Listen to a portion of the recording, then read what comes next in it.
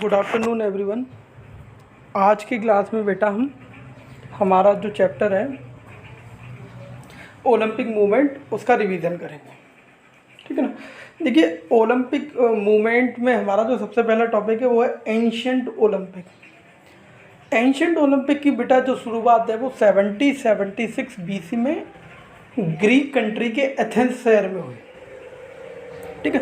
जैसे कि मैंने आपको बताया था कि जो भी ओलंपिक गेम्स को होस्ट करता है वो एक कंट्री ना होकर एक सिटी होता है। इस वजह से जो क्वेश्चन आपसे पूछा जाएगा कि एट विच सिटी और at which place Olympic games are organise very first time, तो हमारा आंसर होगा एथेंस। ठीक है। और अगर आपसे पूछा जाता है कि व्हेन, देन हमारा जो आंसर हो जाएगा वो हो जाएगा 76 BC। Such games are organised after interval of 4 year और एवरी 4 ईयर, ये हर 4 साल के इंटरवल पे ये गेम्स ऑर्गेनाइज होते थे। ठीक है। और इन गेम्स के लिए कुछ रूल्स एंड रेगुलेशन बनाए गए थे। वो रूल्स क्या थे बेटा? वो रूल्स थे हमारे, जो भी इन गेम्स में पार्टिसिपेट करना चाहता है उसको सिटीजन ऑफ ग्रीक होना कंपलसरी था। यानी कि अगर वो ग्रीक शहर का नागरिक, ग्रीक कंट्री का नागरिक है, जैसे हम सभी भारत के नागरिक हैं, वी ऑल आर इंडियंस, इसी तरीके से एंशियंट ओलंपिक गेम्स में जो पार्टिसिपेशन था वो only for the man of Greek, सिर्फ ग्रीक मैन ही पार्टिसिपेट कर सकते थे। वहाँ ग्रीक वीमेन को भी पार्टिसिपेशन नहीं था। एक रूल ये था। दूसरा रूल था हमारा, जो प्रोफेशनल्स होते थे उनका पार्टिसिपेशन नहीं था, सिर्फ और सिर्फ एमेच्योर लोग पार्टिसिपेट करते थे। Amateur are those who did not play for money. ऐसे लोग जो पैसे के लिए प्ले नहीं करते हैं। जैसे आप सभी जानते हैं मॉडर्न टाइम में जितने भी प्लेयर्स हैं वो सभी पैसे के लिए खेलते हैं। They all played for prize money. आप सभी जानते हैं जो इंटरनेशनल इवेंट्स होते हैं उनको जीतने पे प्राइज़ मनी मिलती है। इसके साथ साथ कई सारे स्पॉन्सर्स मिलते हैं और गवर्नमेंट भी, अगर आप एक अच्छे लेवल पे परफॉर्म करते हैं तो इंडियन गवर्नमेंट भी अपनी ट्रेजरी के डोर ओपन कर देती है आपके लिए कि आप अच्छे से प्रैक्टिस करें। देखिए, इंडिया में एक ही ड्रॉबैक है कि आपको जो भी फाइनेंशियल एड मिलता है वो आफ्टर सक्सेस मिलता है। जब तक आप एक सक्सेसफुल एथलीट नहीं बनेंगे तब तक कोई आपको नहीं पूछेगा, लेकिन जिस दिन आप एक सक्सेसफुल एथलीट बन जाएंगे उस दिन सभी लोग आपके पीछे पड़ेंगे। तो एथेंस में सिर्फ और सिर्फ एमेच्योर लोगों को पार्टिसिपेशन थी।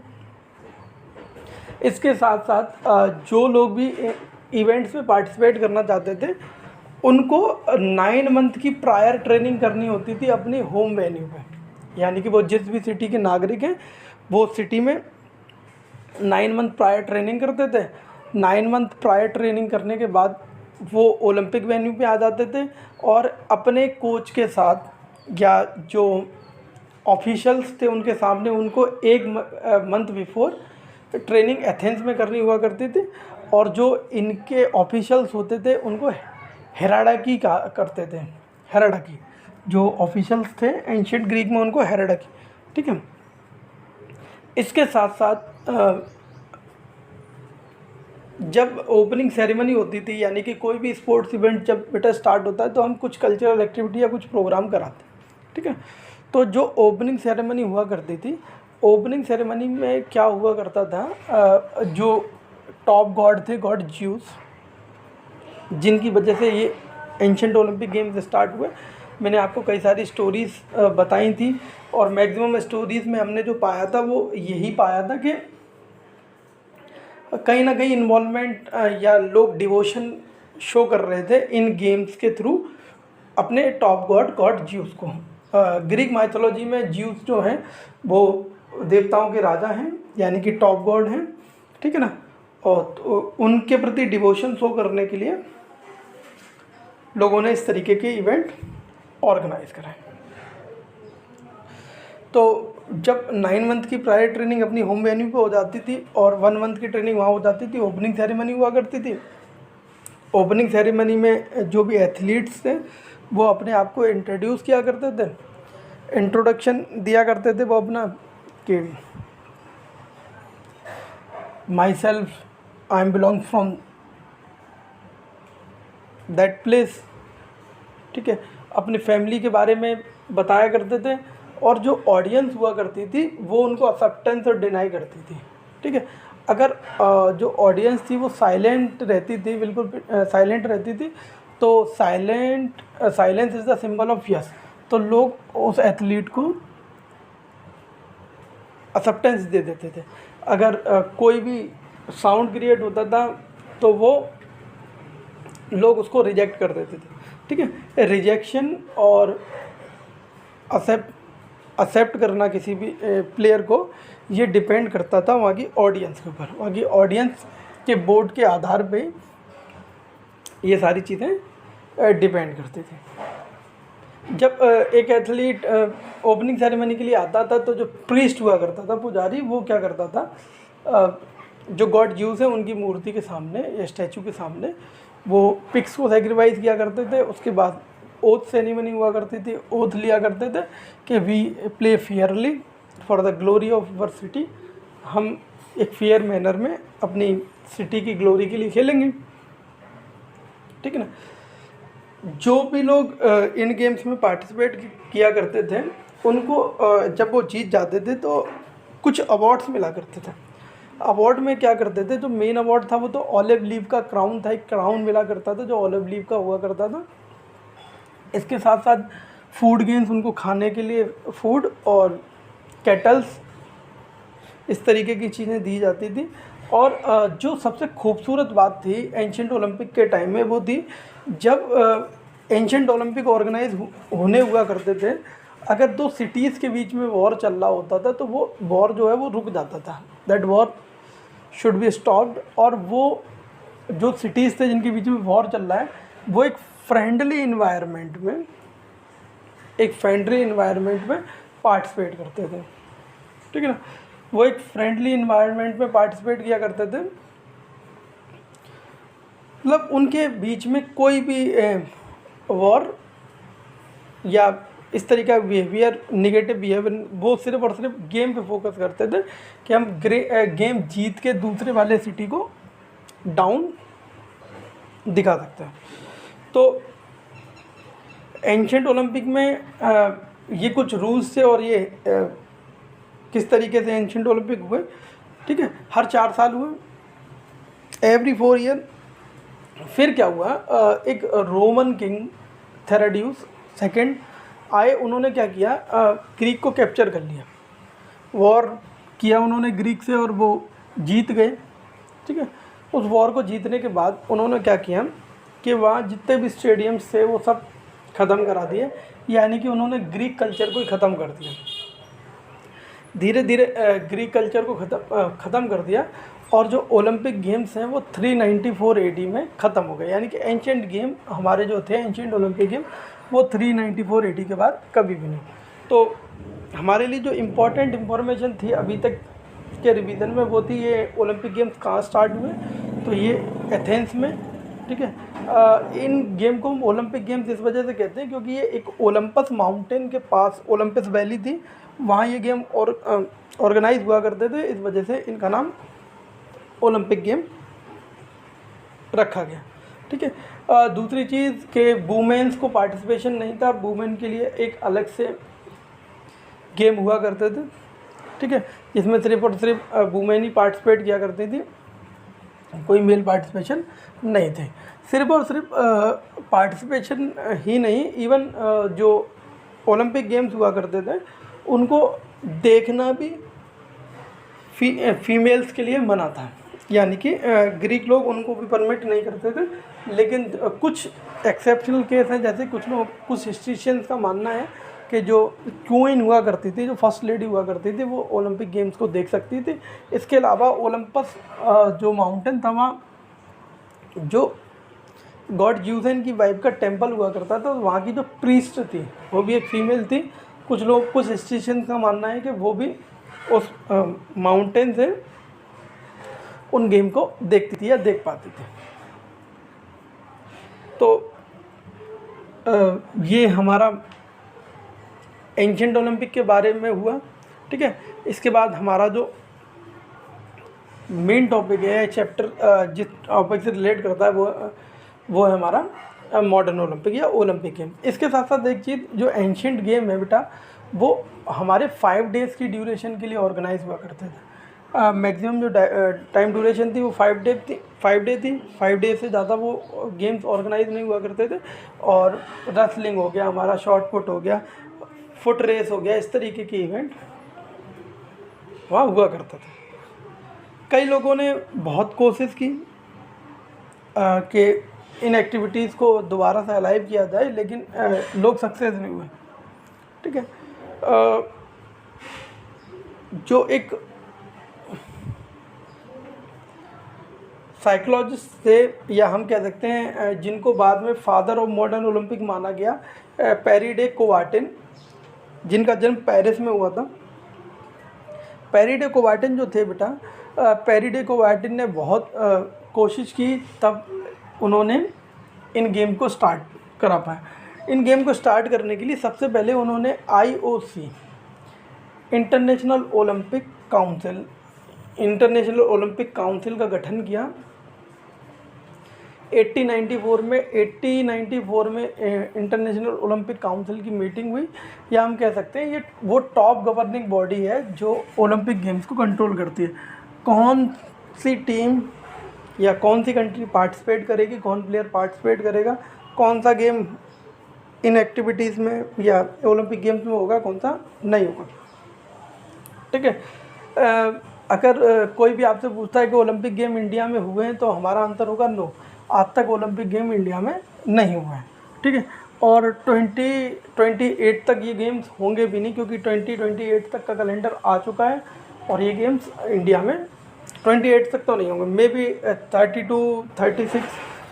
लेकिन अगर पॉसिबिलिटी को देखा जाए तो पॉसिबिलिटी ना के बराबर। मॉडर्न ओलंपिक गेम्स जो पहले हुए बेटा, वो पहले मॉडर्न ओलंपिक गेम्स हुए हमारे 1896 में। 1896 में ओलंपिक गेम्स हुए। पेरी डे कोवार्टिन ने इनको स्टार्ट कराया, और इसमें जो पार्टिसिपेट करने वाले कंट्री थे वो तो 9। नंबर ऑफ पार्टिसिपेशन बहुत कम था। ठीक है। अब नंबर ऑफ पार्टिसिपेशन तो कम था ही, साथ के साथ इन जो हमारे मॉडर्न ओलंपिक गेम्स है बेटा, ये भी सेम प्लेस पे ऑर्गेनाइज करे गए, यानी कि एथेंस में ऑर्गेनाइज। एथेंस में इन गेम्स को ऑर्गेनाइज कराने के पीछे जो मोटो था वो सिंपल सा था कि हम जो एंशिएंट ओलंपिक गेम्स थे उनके प्रति डिवोशन शो करना चाह रहे थे, या हम एक इस तरीके का कल्चर डेवलप करना चाह रहे थे जो ब्रदरहुड, ठीक है, अमंग वर्ल्ड, पूरे जो देश हैं हमारे प्लानिट पे, उन सब में भाईचारे की भावनाएं बनी रहे। ठीक है। और ये जो इनका थॉट है, या ये जो विजन है, ये इनका जो सिंबल ऑफ ओलंपिक है, मैंने बताया आपको सिंबल ऑफ ओलंपिक, हमारा जो ओलंपिक फ्लैग है उसके ऊपर 5 इंटरलिंक्ड रिंग रहती हैं, 5 आपस में जुड़ी हुई रिंग। पहली हमारी ब्लू, दूसरी येलो, फिर ब्लैक, फिर हमारी ग्रीन और रेड। ये जो रिंग्स हैं ये बेटा 5 डिफरेंट कॉन्टिनेंट को रिप्रेजेंट करती हैं। हमारा सबसे पहले अमेरिका, फिर हमारा एशिया, फिर अफ्रीका, फिर हमारा यूरोप, एंड देन ऑस्ट्रेलिया। ये कलर सिक्वेंस जो इंटरलिंक्ड रिंग होती हैं वो 3 ऑन टॉप होती हैं और 2 ऑन डाउन होती हैं, और आपस में जुड़ी हुई होती हैं। जो ये इंटरलिंक्ड है, ये शो करता है यूनिटी अमंग वर्ल्ड और ब्रदरहुड। ये यूनिटी को और ब्रदरहुड का एक सिंबल माना जाता है। ठीक है। तो इसके अलावा 1896 में जब ये ओलंपिक गेम स्टार्ट हुए तो नंबर ऑफ़ पार्टिसिपेंट कम थे, फिर ये गेम 90 में हुए। और अगर देखा जाए तो ओलंपिक गेम्स जो होते हैं बेटा वो एक लीप ईयर में होते हैं। Such game are organise after interval of 4 year, ये 4 साल के इंटरवल के बाद ऑर्गेनाइज होते हैं। और मैक्सिमम ये गेम्स का कब ऑर्गेनाइज होते हैं? लीप ईयर में ऑर्गेनाइज होता है। ठीक है। तो 90 में हुए, फिर 94 में हुए, 98 में हुए। 98 के बाद जो 10th एनिवर्सरी 94 के बाद 10th एनिवर्सरी को सेलिब्रेट करने के लिए कि ओलंपिक गेम्स को स्टार्ट हुए 10 साल हो गए, ये गेम एक बार 9010 में भी हुए थे, 96 में भी हुए थे, पर 90 से। ठीक है। इसके बाद अगर हम देखें तो ये गेम्स कंटिन्यू रहे, लेकिन 1916 और 1940 और 44, 1940 और 1944 ये गेम्स नहीं हो पाए। ये गेम्स हेल्ड नहीं हुए, ठीक है। क्योंकि वर्ल्ड वॉर की वजह से 1916 में फर्स्ट वर्ल्ड वॉर और 1940 और 1944 में सेकेंड वर्ल्ड वॉर की वजह से ये गेम, ठीक है ना। तो एक मेजर डिफरेंस तो बेटा एंशिएंट ओलंपिक में और मॉडर्न ओलंपिक में आपको ये देखने के लिए मिला कि जहाँ एंशिएंट ओलंपिक में वॉर रुक जाती थी, मॉडर्न ओलंपिक में वहाँ हमारे गेम्स रुक गए। फिर ये गेम्स कंटिन्यू हुए। कंटिन्यू होने के साथ साथ 1913 में 1913 में जो पेरी डे कुबार्टन थे, जो फादर ऑफ मॉडर्न ओलंपिक हैं, उन्होंने एक फ्लैग डिज़ाइन किया। जो फ्लैग था वो हमारा वाइट सिल्क का फ्लैग था, मैंने आपको बताया। उसके ऊपर 5 इंटरलिंक्ड रिंग हैं जिनका कलर है blue, yellow, black, green and red, ठीक है। इसके नीचे एक आदर्श वाक्य रहता है या एक मोटो रहता है नीचे की तरफ, CTS, LTS, 40S। CTS means faster, LTS means higher and 40S means stronger. तो ओलंपिक जो है, ओलंपिक का मोटो है CTS, LTS, 40S means faster, higher and stronger.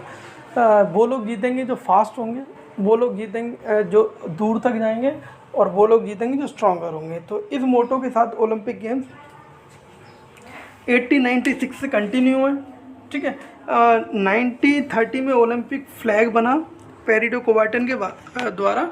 इसको अगर पूछा जाए कि ये फ्लैग ऑफिशियली कब होस्ट हुआ ओलंपिक गेम्स में, तो ये गेम्स ओलंपिक गेम्स में बेटा ऑफिशियली जो होस्ट हुआ था वो 1920 में था, क्योंकि 12 के बाद 13 में ये बना था,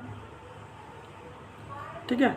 और 16 में गेम होने थे, लेकिन 16 के गेम वर्ल्ड वॉर फर्स्ट की वजह से कैंसिल हो गए। तो ये फ्लैग जो है वो ओलंपिक में ऑफिशियली 1920 में आया।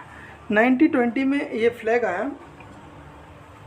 इसके बाद होता क्या है फ्लैग के साथ, जो होस्टिंग कंट्री होता है वो अपने यहाँ ओलंपिक होने के बाद जो नेक्स्ट होस्टिंग कंट्री होता है उसको ये फ्लैग ट्रांसफ़र कर देता है, ओलंपिक फ्लैग, ठीक है, ठीक है। 1928 में क्या हुआ, पेरी डे कुबार्टन जो थे उनकी तबीयत काफ़ी ख़राब थी, तो उन्होंने एक मैसेज के साथ एक टॉर्च, क्या हम हिंदी में कह सकते हैं मशाल, भेजी, ठीक है ना। तो वो जो फायर है, fire is a symbol of purity and, तो उन्होंने मैसेज भेजा कि मैं इन ओलंपिक्स में आने के लिए या इस ओलंपिक में आने के लिए सक्षम नहीं हूँ, ठीक है। तो मेरा मैसेज यही है आप सभी एथलीट्स के लिए, सभी लोगों के लिए, कि ये गेम्स ज़िंदगी भर चलते रहें, ठीक है। सच games must be alive.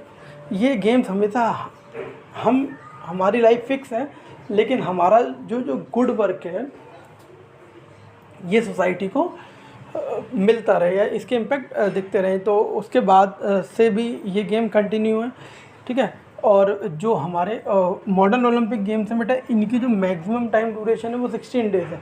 16 days की ड्यूरेशन के अंदर ये गेम्स ख़त्म कराने होते हैं किसी भी सिटी को, जो भी इनको ऑर्गेनाइज कर रहा है। ऑल तो देखिए कंट्रीब्यूशन तो पूरी कंट्री का रहता है, लेकिन फिर भी नाम हमारे सिटी का ही आता है, ठीक है ना। तो मॉडर्न ओलंपिक गेम्स में अगर अवार्ड की बात की जाए तो मॉडर्न ओलंपिक गेम्स जो लोग जीतते हैं उनको मेडल मिलते हैं, गोल्ड, सिल्वर और ब्राउन मेडल। इसके साथ साथ नेक्स्ट 5 प्लेस जो होते हैं उनको सर्टिफिकेट ऑफ मेरिट मिलता है, यानी कि हम कह सकते हैं फर्स्ट से लेके 8th प्लेस तक जो रहता है उसको हम प्राइज़ देते हैं। फर्स्ट 3 को हम गोल्ड मेडल, सिल्वर मेडल और ब्राउन मेडल। और गोल्ड मेडल पहले गोल्ड का हुआ करता था, लेकिन नाउअडेज उसमें जो है वो 6% गोल्ड होता है, बाकी सब सिल्वर होता है। सिल्वर मेडल प्योर सिल्वर का होता है, ब्राउन मेडल प्योर ब्राउन का होता है। अगर वेट की बात की जाए तो जो मेडल होता है वो अप्रॉक्स 250 ग्राम वेट में रहता है, लगभग 250 ग्राम का वेट रहता है एक मेडल का, ठीक है ना। इसके साथ साथ मैक्सिको ओलंपिक जो हुआ है 1932 में, वहाँ मैस्कॉट आया। मैस्कॉट क्या होता है, कोई भी एक एनिमल होता है, जैसे हम उसको हम मैस्कॉट बना देते हैं, ठीक है। ये कल्चर हमारे मैक्सिको ओलंपिक से आया।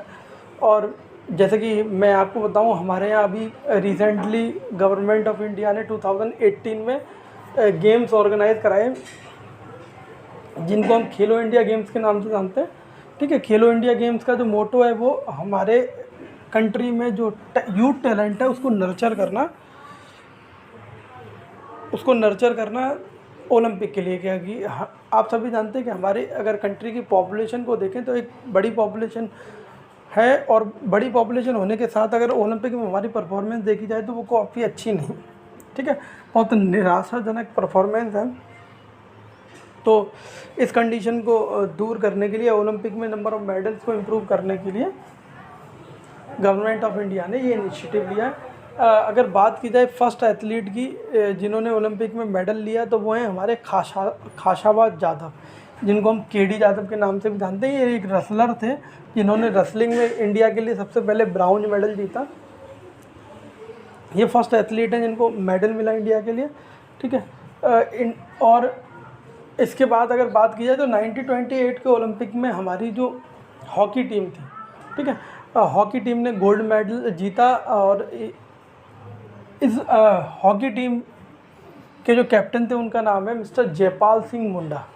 जयपाल सिंह मुंडा एक असमी ट्राइब से आते थे और उनकी कैप्टनसी में इंडिया ने पहली बार ब्रिटिश फ्लैग के अंडर ना खेल के अपने खुद के फ्लैग के अंडर खेल के ओलंपिक में गोल्ड मेडल जीते। देखिए होता क्या है, ओलंपिक गेम्स में पार्टिसिपेट करने के लिए या आईओसी उन्हीं कंट्रीज़ को पार्टिसिपेशन की परमिशन देता है जिनके पास नेशनल बॉडी होती है। नेशनल बॉडी जैसे आईओसी इंटरनेशनल बॉडी है जो ओलंपिक को कंट्रोल करती है, इस तरीके से इंडिया की तरफ से कौन पार्टिसिपेट करेगा कौन से ओलंपिक गेम्स में, ये डिसाइड करने का काम रहता है हमारे आईओए, इंडियन ओलंपिक एसोसिएशन। तो पहली बार हमारी इंडियन ओलंपिक एसोसिएशन बनी 1927 में, जिसके हमारे जो प्रेसिडेंट थे वो थे दरोबाजी टाटा। दरोबाजी टाटा की प्रेसिडेंटशिप में इंडियन ओलंपिक एसोसिएशन का गठन हुआ और 1928 में इंडिया ने अपना कॉन्टिजेंट या अपना दल भेजा ओलंपिक गेम्स के लिए, और 1928 में हमें एक गोल्ड मेडल मिला जो हॉकी में। हॉकी में गोल्ड मेडल जीतने के बाद कंटिन्यूस कई ईयर तक इंडिया ने गोल्ड जीता, और आज की डेट में भी आज तक ओलंपिक में सबसे ज़्यादा गोल्ड हॉकी में अगर किसी टीम के पास है तो वो इंडिया के पास है। इंडिया के पास हॉकी में सबसे ज़्यादा गोल्ड मेडल हैं अभी तक। तो इसके बाद हमारी अगर फर्स्ट फीमेल एथलीट की बात की जाए ओलंपिक में गोल्ड जीतने वाली, ओलंपिक में मेडल जीतने वाली, गोल्ड तो अभी तक किसी भी इंडिविजुअल एथलीट की अगर बात की जाए तो अभिनव बिंद्रा के अलावा किसी ने नहीं जीता है।